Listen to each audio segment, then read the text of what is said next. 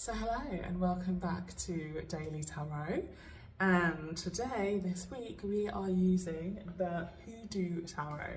So this is a deck that I have been using personally for myself for the whole year. So I do that where I kind of have like a card that I'm using for, like have a set that I'm using for myself before I start using it for like everybody else. But I have used this deck for a group of people also that I was on retreat with. So yes, this is the Hoodoo Tarot, which I'm using for this week's tarot, Daily Tarot. It's by Tiana Lee McQuillan, and this is definitely the deck that has inspired me to get rid of so many of my other decks, because I absolutely love this deck and it has been a really fulfilling experience using it. It has a whole system behind it, so if you're interested, I would say Google it and have a look.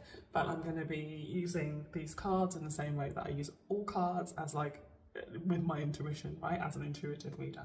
So I'm not necessarily going to be using the system that this card is operating on, if that makes sense. All right, let's go. So, Daily Tarot, what do we need to see today on Monday? What do we need to see today on Monday using the Hoodoo Tarot?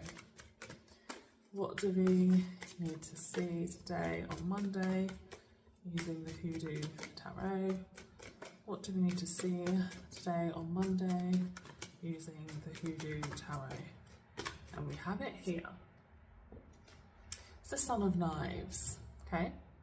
So some of the pictures on this card can be, on these cards can be a little bit gruesome, so bear with.